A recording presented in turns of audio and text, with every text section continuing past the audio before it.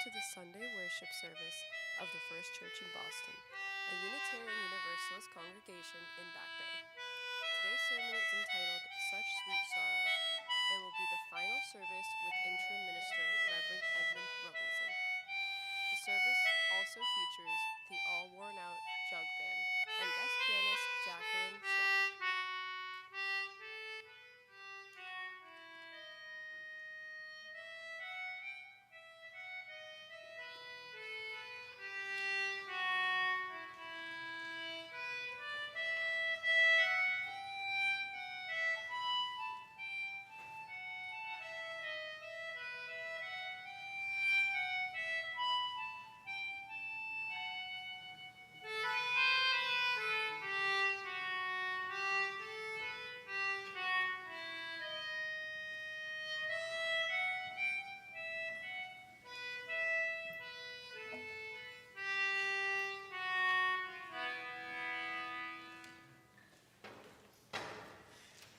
Good morning. Good morning. Welcome to the First Church in Boston, Boston's oldest, Boston's newest. Some people say Boston's grooviest church. The person that says that's not going to be around for much longer, so don't worry about it.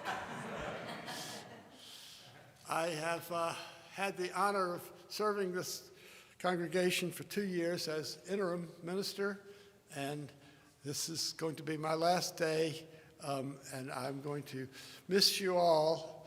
I'll just tell you that right here, even though some of them are not even in my congregation, but they're in my jug band, which is the next best thing. So we have some music for you. Maybe there's some surprises that you have for me. That would be great. But right now, let's talk about a little opening words by Kalidasa, who is a mystic. Look to this day, for it is life, the very life of life. In its brief course lie all the verities and realities of your existence, the bliss of growth, the glory of action, the splendor of beauty. For yesterday is but a dream, and tomorrow is only a vision. But today, well lived, makes every yesterday a dream of happiness, and every tomorrow a vision of hope. Look well, therefore, to this day. Our opening hymn is 311, Let It Be a Dance We Do.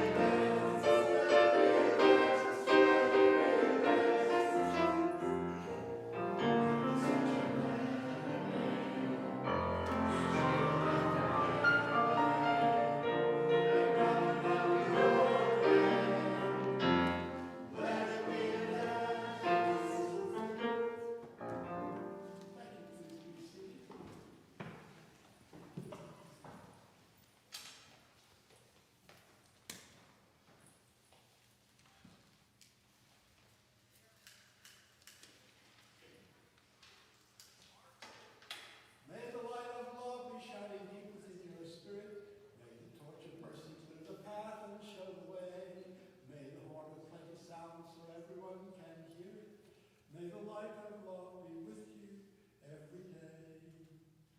Now I invite you to rise as you are able to give the First Church Boston affirmation to say in unison and from the order service. Love is the spirit of the church, and service is law.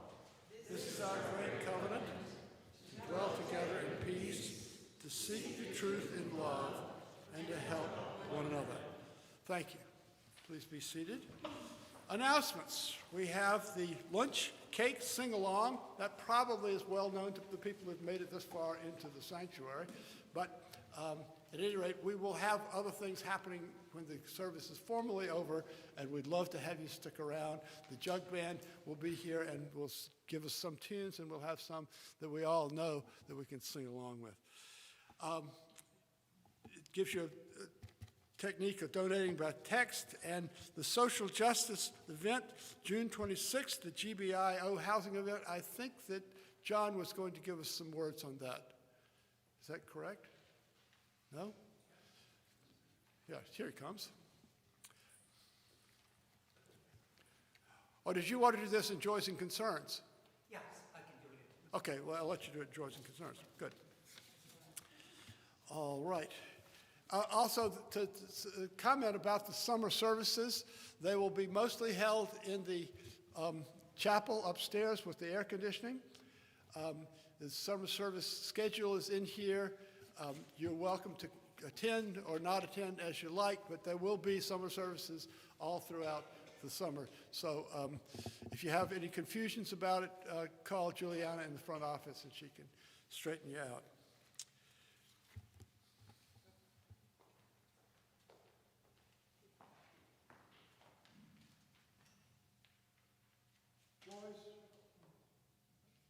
Joys and Concerns. There's so many things going through my mind right now. I couldn't say a tenth of them, but it just stunning to me, the impact that these 2 years have had on me. I'm not the person that I was when I walked in here in August of 2021. And you're not the same people you are, but you are like them, and I've come to like you very much. That's all I can get out right now. Who else?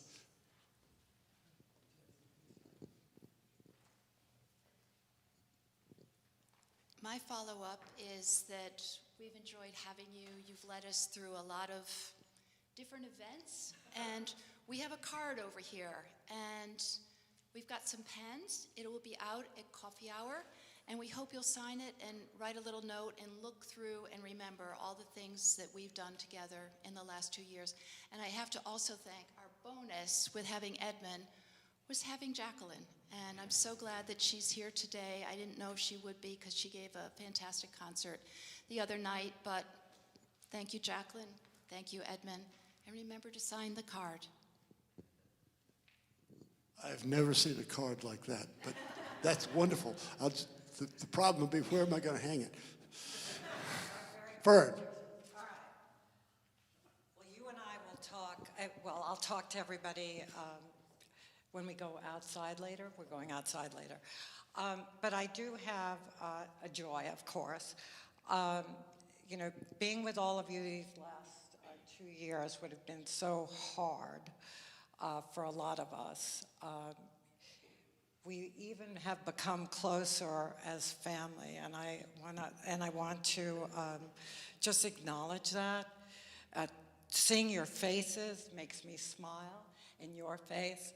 And I had an announcement, but you forgot the announcement. All right, so I have the pleasure of being the membership chair for the next couple of years. So I just want you to know that we're happy to have you on our committee, that there is no sophisticated exam. We just need your presence and your energy. So just, you can call or email me, and we'll see you outside. All right. And John, did you want to come and give your GBIO announcement.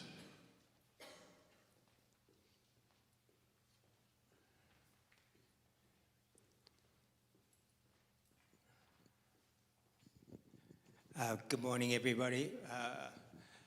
I am here to rally the troops for the 26th of April. June, 26th of June. Thank you. This is a really important vote that we're going to try and put together here to change the people up in the Beacon Hill to help young men and young women that come out of being incarcerated, you know, to get the simple thing like getting a identification card the day that they get out, not to wait 6 months or 3 months or whatever that's going on up there.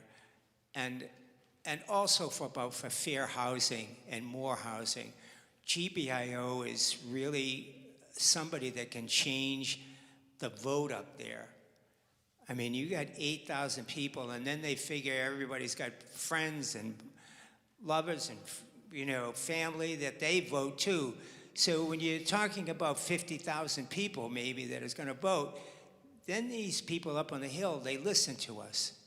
And that's what we need. We need people. So I beg of you, please, we could show up here on that night and a little early, and then we'll walk over to Arlington Street, take the train, and it's just up the hill. From there. So please, please think about coming on the 26th. Thank you. Thank you, John. And I will back that up. I will not be able to be here on the 26th, but yes, Dave, if you want to come up for, then we have, I would say that 2008, I think, saw me working for another church in league with GBIO, sitting in the nurses' hall at the State House, a big rally to get past what became known as Romney Care, a terribly sophisticated and challenging, radical new health thing that now has faded so far to the background, we can't even remember when it was controversial. GBIO does good stuff. I'm not sure if I should say this now or thoughts or concerns.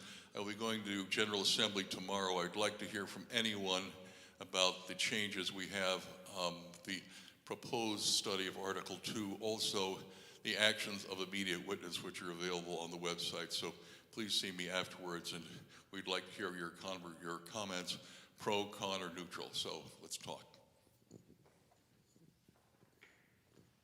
Oh yes, I know you. This is like the farewell symphony. Yes, I did say I wasn't going to be back, but thanks to an very early air reservation this morning, I was able to. I'm pretty short on sleep, but I'm delighted to be here again. And many thanks to those of you who were able to make it to my concert on Thursday. That meant a lot to me to play here that last time. So anyway, thank you, and we're going to miss you a lot.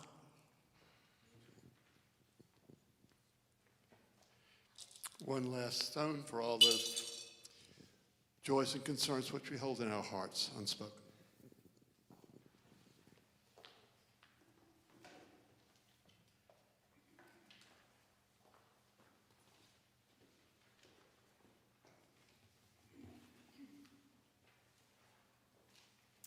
Good morning.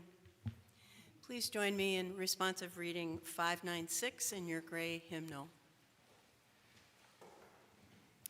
Boundless goodwill. Let us cultivate boundless goodwill. Let none deceive another or despise any being in any state. Let none in anger or ill will wish another harm.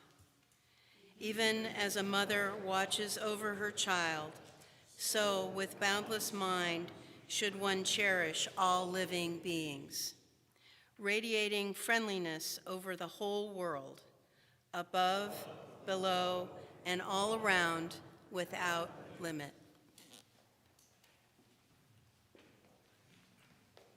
Our musical guests this morning are the All Worn Out Jug Band from Chatham, Massachusetts, and I would invite them up to the stage now to do our anthem, which is not going to be the one that's listed in your book, unfortunately.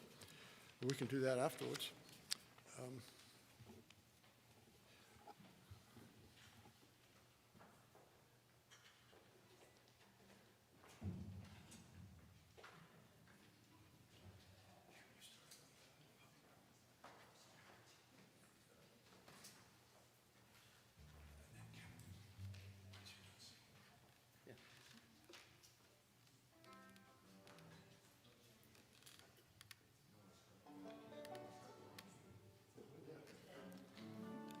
Everybody feel free to sing if you know the tune.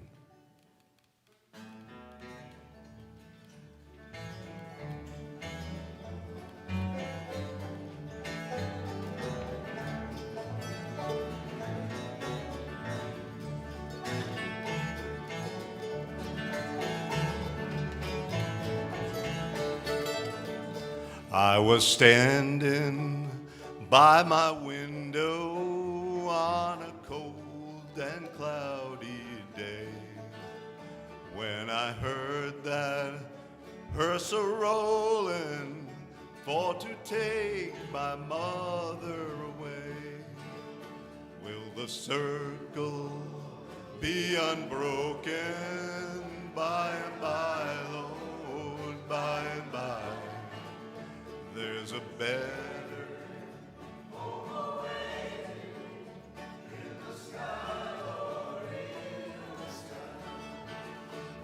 I told the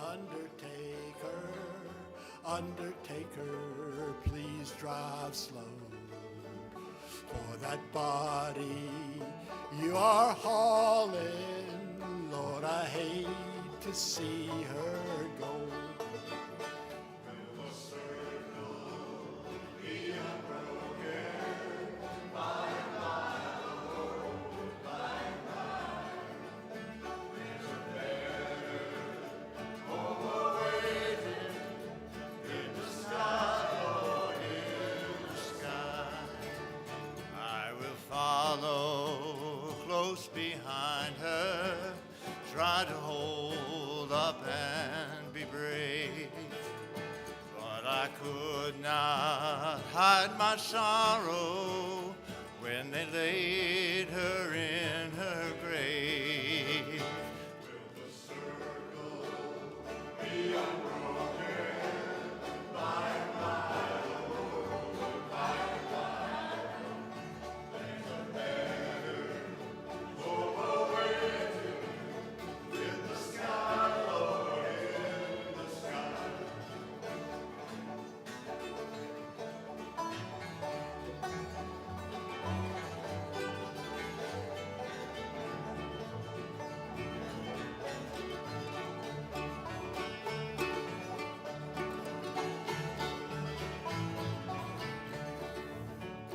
I went home, my home was lonely.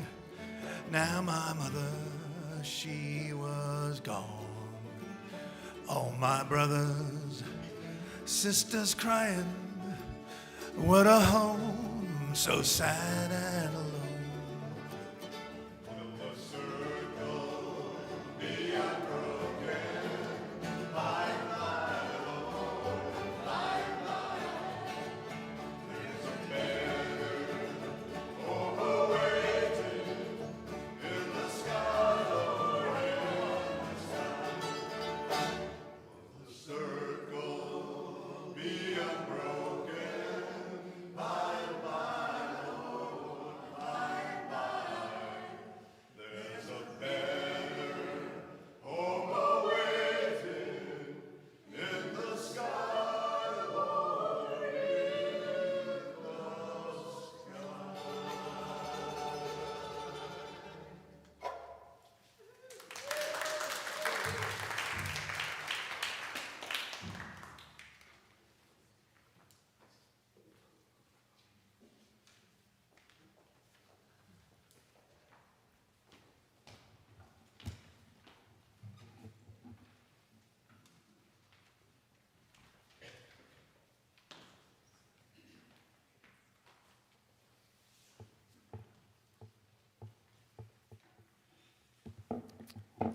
The sermon reading is a poem called The Layers by Stanley Kunitz. I have walked through many lives, some of them my own, and I'm not who I was, though some principle of being abides from which I struggle not to stray. When I look behind, as I am compelled to look before I can gather strength, proceed on my journey, I see the milestones dwindling toward the horizon and the slow fires trailing from the abandoned campsites over which scavenger angels wheel on heavy wings. Oh, I have made myself a tribe out of my true affections, and my tribe is scattered. How shall the heart be reconciled to its feast of losses? In a rising wind, the manic dust of my friends, those who fell along the way, bitterly stings my face. Yet I turn exulting somewhat, with my will intact to go wherever I need to go, and every stone on the road precious to me. In my darkest night, when the moon was covered and I roamed through wreckage, a nimbus-clouded voice directed me, live in the layers, not on the litter. Though I lack the art to decipher it, no doubt the next chapter in my book of transformations is already written. I am not done with my changes. Our hymn is number 18, What Wondrous Love Is This?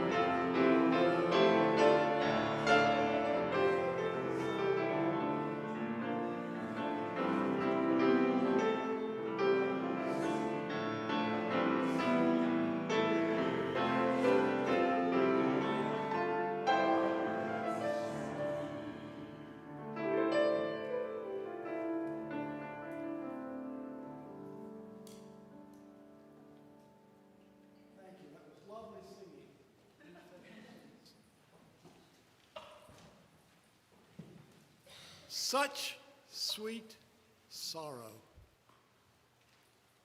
I am sorry. On this occasion, as I look out at your smiling faces, two emotions wrestle for dominance in my psyche.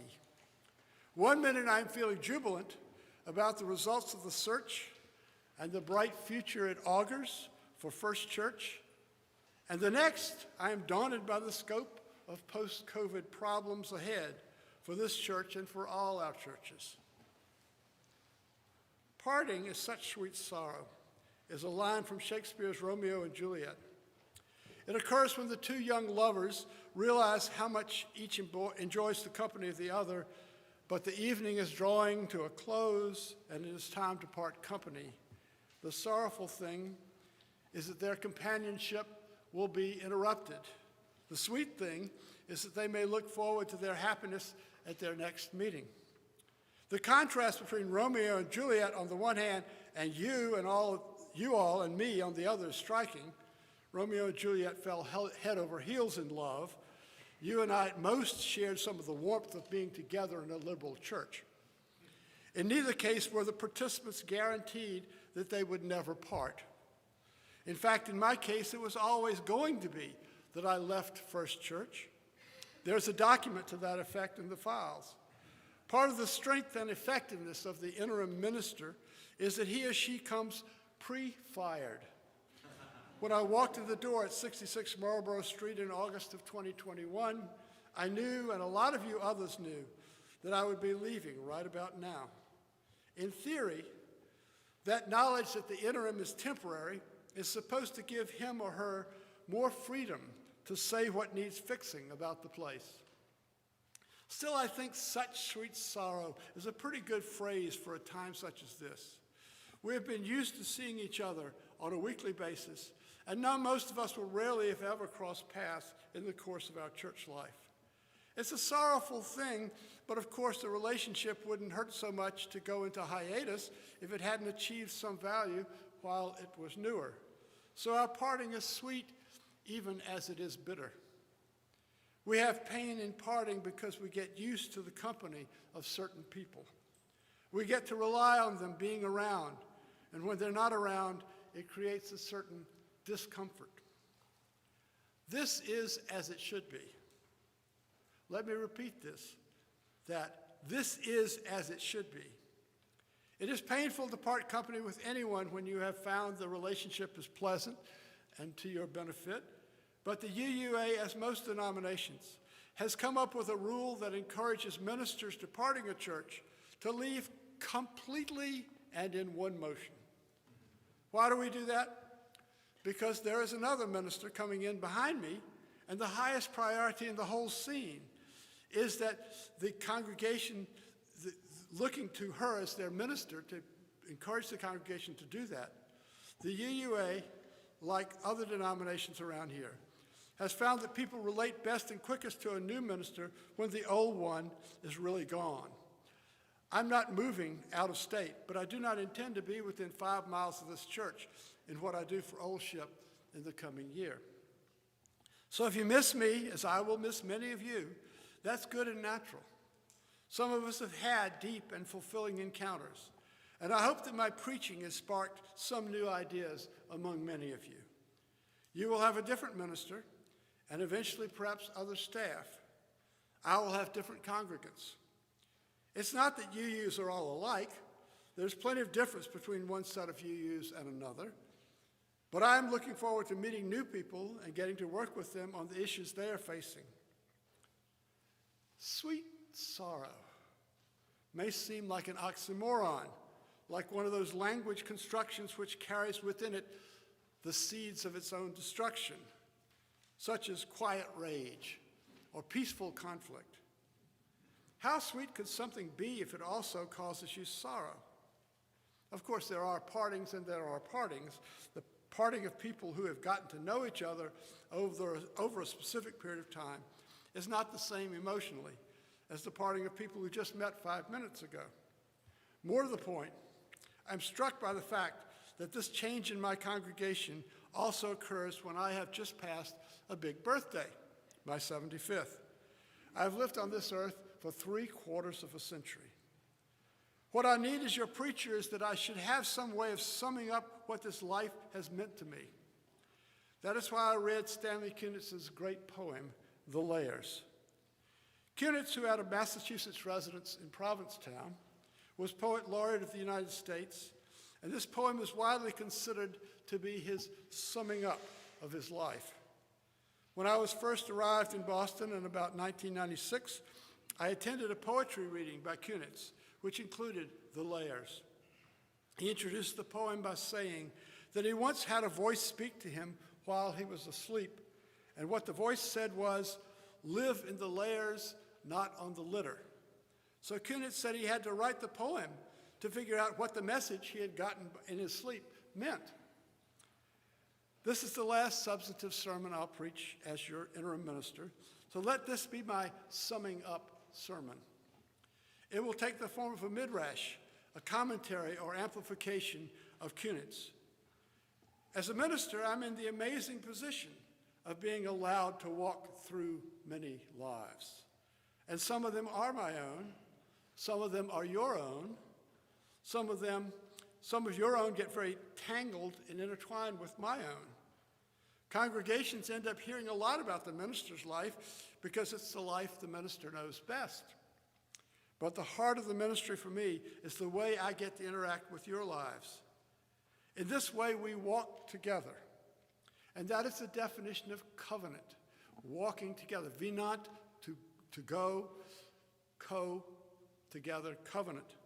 Walking together at new member ceremonies in several churches. I've welcomed new people into the covenanted body of the church by singing to them the song that I will sing in a few minutes here, carrying the message that it was a pleasure to know them and a pleasure to know we'd share the road a while. The church is not a marriage. It is not a family. It's a coming together to share the road of life, to walk through each other's lives. And in the walking, at the best of times, we recognize our fundamental connectedness with each other and with all that is in this ever-challenging, ever-gratifying, sometimes scary, big, wide, and beautiful world. The poet continues, "And I am not who I was, though some principle of being abides from which I struggle not to stray," end quote. All of us, I suspect, struggle with the question of identity. Certainly when we are entering adulthood, we ask most insistently, who am I? What kind of person am I going to turn out to be? But this identity crisis doesn't go away when we embark on a career or get married or have children. It follows us. How many of you go to reunions of your high school or college classes? A few. If you were to encounter a close friend at a reunion, someone who knew you really well back then, and you spent enough time with that person that they could get to know you as you are now, decades later, would they say that you were basically the same? Or that you had changed? Or would the answer be a little bit of both? Do we have some core of being which abides throughout the changes of our lives, some home-based personality? There's an important strain of thought in modern life that would say no. In Buddhism, the doctrine of anatta, or non-self, says that the idea that you even have a self is an illusion. You are actually nothing but a bundle of attributes called skandhas, S-K-A-N-D-A-S, which are constantly changing. The personality you have is what you put on every day out of habits, like a favorite suit of clothes. You could just as easily put on another, and thus you always have a possibility to change that is hopeful and scary at the same time. Closely allied with the doctrine of non-self in Buddhism is the idea of anicca, A-N-N-I-C-A, or impermanence. Not only is there no core you that is unchanging through time, there's nothing permanent out there in the world either. That's hard to say sitting in a concrete building. The process of change is often conceptualized as a stream or river. In Theravada Buddhism, the people who have entered on the path to nirvana are called arahats, which means stream enterers. They enter fully into the stream of existence, cutting their ties to illusions of permanence. The source of unhappiness is trying to hold on to what is essentially impermanent. To achieve happiness, in other words, the Buddha would say, go with the flow. I like the idea of a river of time carrying us all on its backs. We need to remind ourselves here in Boston how close we are to the rivers. I agree with Langston Hughes. I've seen rivers. I bring up the Buddhist ideas of non-self and impermanence for context and contrast. But our poet is not buying them. He maintains that there is some principle of being, some essence of him that is constant. And he sets out on the road of life, but finds he has to look back before he can go forward. When I look behind, he says, as I am compelled to look before I can gather strength to proceed on my journey, I see the milestones dwindling toward the horizon and the slow fires trailing from the abandoned campsites over which scavenger angels wheel on heavy wings, end quote. In this church, we do milestones every Sunday. And if you were to collect them all, you would have a map of our various lives as they intersect, as they meet and merge. But Stanley Kunitz can see, in addition, the campsites, the places we have passed through, but in which we are no longer staying, which we have abandoned. These might be political positions or habits. Some of us used to drink alcohol and no longer do. Some of us used to eat meat and no longer do. Some of us used to be socialist and now are liberal, or were liberal and are now conservative. Some of us used to be humanist and now are theists. What is left of those positions we have abandoned? Are there ghosts of ourselves there, the people we used to be? There's some sort of dead matter there, but instead of vultures, we have scavenger angels hovering around. Does this imply that there's something holy about these places in our history, that there's good to be found there? Can we revisit the opinions we used to hold and not be embarrassed? The congregation has been through several milestones in its recent past, and to some extent it has its abandoned campsites as well. This congregation is not the same personality that it was when Reese Williams was its minister. And it is not the same congregation it was when Stephen Kendrick was its minister. And now you are called to move on from yet another campsite. And I hope that for each one, the scavenger angels can find some good. I hope you will be able to look back at your years with Edmund and find something worth holding on to. Just in these 2 years, our milestones included a big celebration of the 50th anniversary of this modernist building in which we worship, and a separate celebration of the 50th anniversary of our great tracker organ. But most importantly, the milestones include the first ever call of a female minister to a senior ministry position. And the most remarkable thing about that was that among a group of very smart and particular people who can and do readily disagree on anything, the call was by a unanimous vote.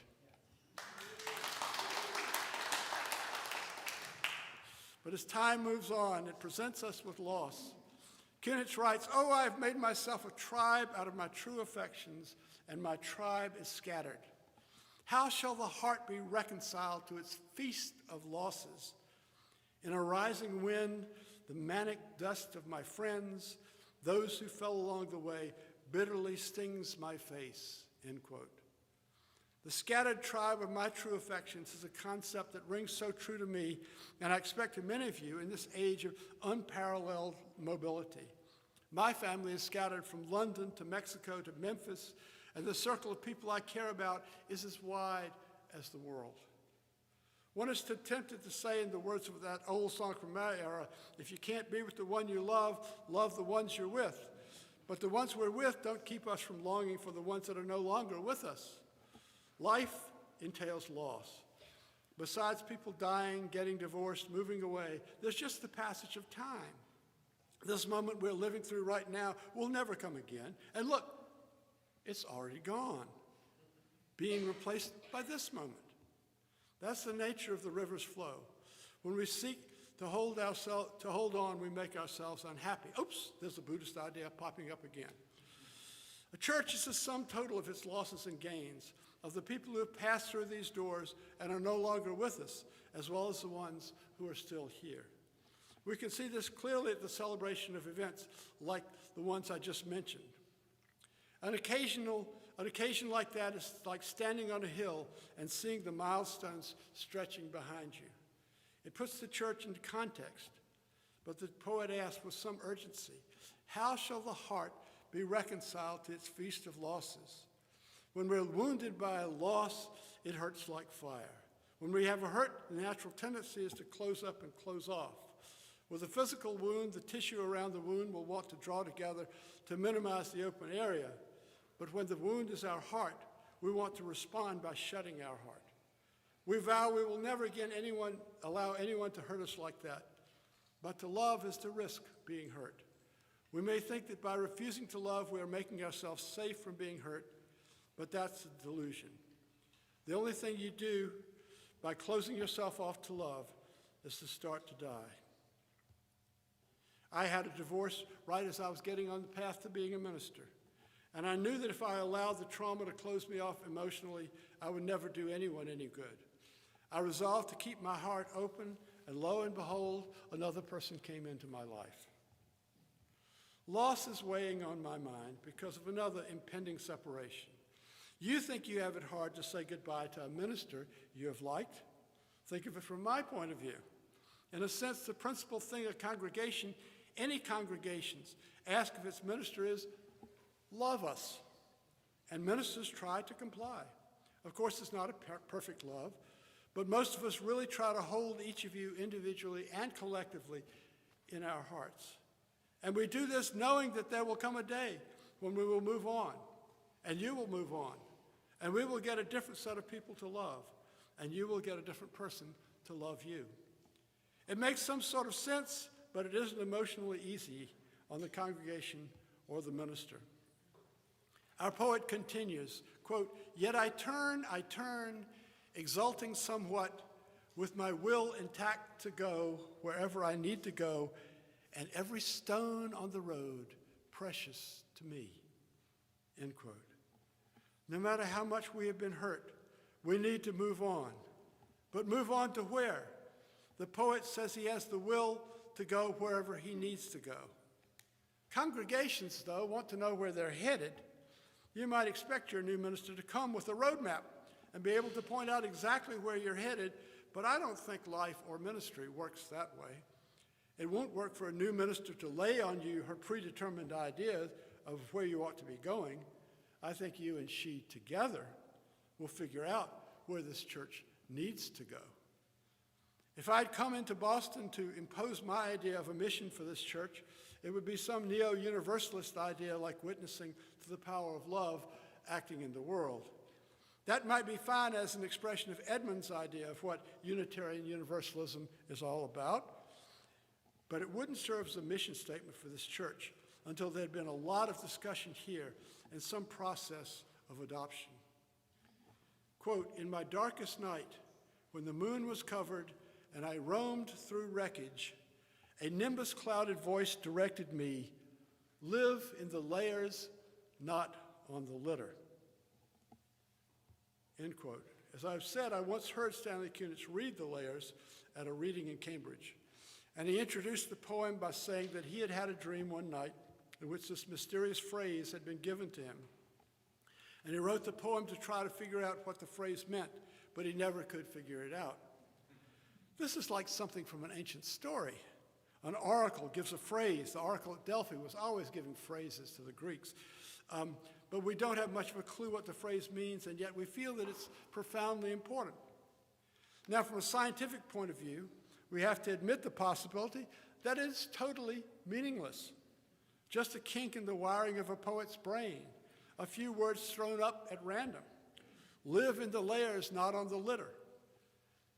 Our study of evolutionary psychology tells us that humans are the meaning-making animal. Maybe not the only one, but it's certainly a characteristic of our species that we will try to figure out some sense of almost anything, and we will usually try to do it in words. It is instinctual with us. We can't help trying to make sense of things. And there's nothing wrong with this, but I believe that there's a world independent of our perceptions of it. And this points to the realization that there are a lot of things which may have no inherent meaning, and that our attempt to make them have meaning are simply our instincts for meaning. Our instincts for meaning-making running around like hamsters in a wheel. And we know that whenever we set out to explain anything, to answer the question why, we have several different levels at which an explanation might be given. For example, if we ask, why am I here at all? An answer at one level might be because your parents united an egg cell and a sperm cell on May 15th, 1946. At another level, the answer might be to provide joy to your loved ones. Another level, the answer might be because God has a plan for you. I was an anthropology major in college, and a professor once gave me a very useful kind of layer cake model of the organization of human society. At the bottom was the ecological organization, how the society fit in the context of the natural world. And on top of that was the economic organization, and on top of that was the political, and on top of that the cultural, and above that the religious organization. If you were a materialist, you thought that society was determined from the bottom up, that the ecology drove the economy, which drove the politics, etc. While if you were an idealist, you thought that the arrow of causation pointed down from the highest level to the lowest. You might see where I'm headed with this. Meaning in many conceptual schemes is organized in layers. The layer cake model of society could also be a layer cake model of religion or history. You might also be aware that in the last part of the last century, all of these neat conceptual schemes came under fundamental attack from a broad movement known as postmodernism. The most popular soundbite definition of postmodernism is, quote, the collapse of the grand narratives, end quote. The grand narratives are large unifying ideas like Christian salvation of the world, Enlightenment belief in progress through science, the triumph of the proletariat in Marxism. But all sorts of conceptual schemes were suspect. Once you've destroyed these grand narratives, you are left with a lot of intellectual litter lying around. So maybe Kunitz's oracle was telling him that he should reject postmodernism, the litter, and instead to live in the layers of meaning, to pay heed to and try to figure out these things systematically, knowing that understanding at best is organized in layers, and nothing ever has one single final meaning. Now, this may seem to you a fanciful and rather cerebral interpretation, but I've always found that these words of Kunitz speak to my own emotional experience. Like the poet, it is in the middle of the night that I roam through wreckage, sometimes for hours and sometimes painfully, as my mind goes back over the regrets of the past and the anxieties for the future. There's a strong tradition in religious literature that the way to the holy lies through the dark night of the soul. Now you will ask, how does this relate to this church? Well, I think you have had a long discussion before you about who you are and who you want to be. Do you want to grow to several hundred members? Do you want to keep the sweet intimacy of the present size of church? Conversations like that need to happen here, but they're most productive if we realize that there's not a simple either-or choice. Growth is good or growth is bad, but layers of truth. And at the deeper layer is the question of identity. Do we feel that as a small church, there's something wrong with us? Do we want to change because we are ashamed of our size? At the end of the poem, Kunitz gives up on making sense of the oracle's words. Quote, though I lack the art to decipher it, no doubt the next chapter in my book of transformations is already written. I am not done with my changes, end quote. What this says to me is that there's a level of reality which is separate from our understanding of it that will not be easily shoved into our boxes of meaning. A fundamental characteristic of reality is change.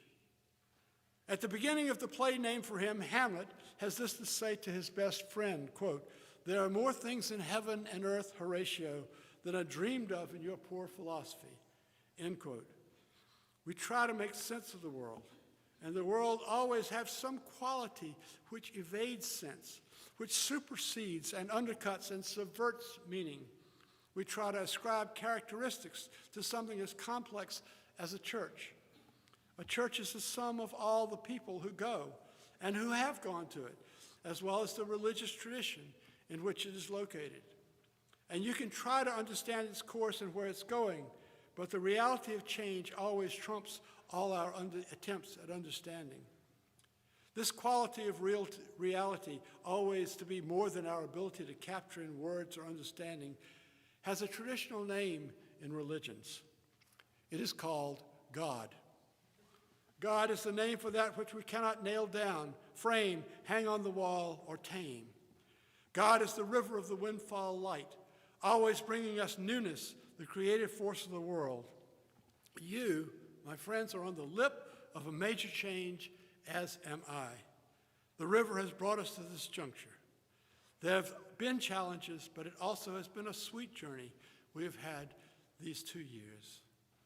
It is sad that we are to be parted, but don't curse the river and don't be afraid of change. I look forward to hearing how well you are faring in the years to come. None of us are done without changes. Amen. Now let us receive the offering for the advancement of this church.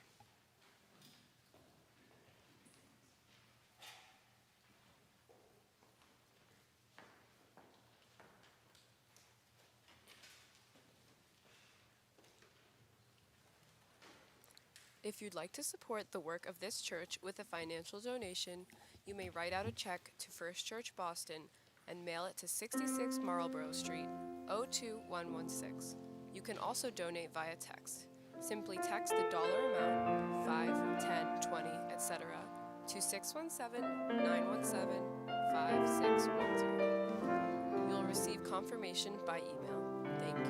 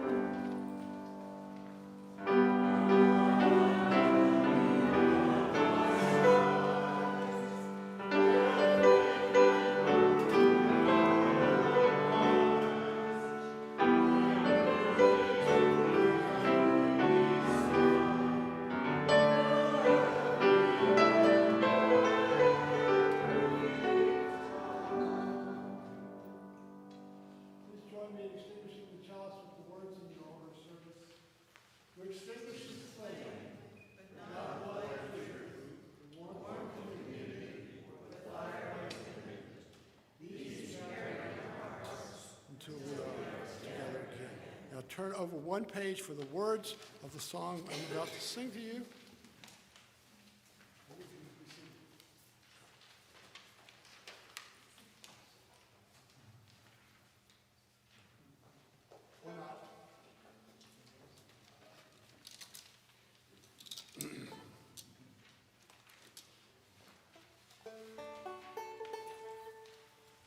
It's a pleasure to know you, a pleasure to see you smile, a comfort to know we'll share the road a while. Pleasure is fleeting, comforts are far between. It's a pleasure to know you and the comforts you bring. I think I would be happier if you were seated. So, but try to pick up the tune. Do you want to go through that chorus again? It's a pleasure to know you, a pleasure to see you smile, a comfort to know we'll share the road a while. Pleasure is fleeting, and comforts are far between. A pleasure to know you and the comforts you bring. I came to your city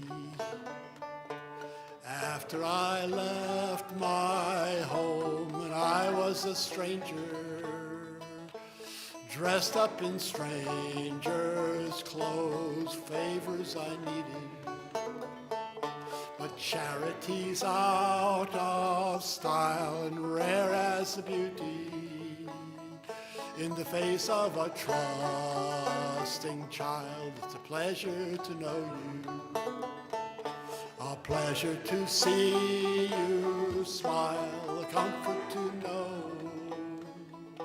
we've shared the road a while. Pleasure is fleeting, and comforts are far between. It's a pleasure to know you and the comforts you bring. Now they say life's a journey, a highway from birth to death, mapped in despair, traveled in hopelessness. Well, they can believe it,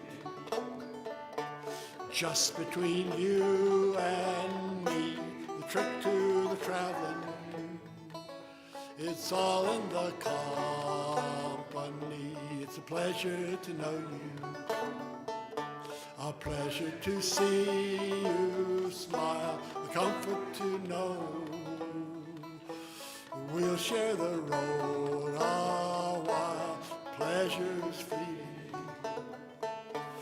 comforts are far between. A pleasure to know you and the comfort you bring. Now lovers may leave you, lovers may turn away, children may scorn you, you know that they will someday. Seasons are fickle, and fate isn't known as kind, but friendship's the diamond, and trouble's the diamond mine. It's a pleasure to know you, a pleasure to see you smile, a comfort to know we've shared the road a while. Pleasure's fleeting, comforts are far between. Pleasure to know you and the comfort you bring.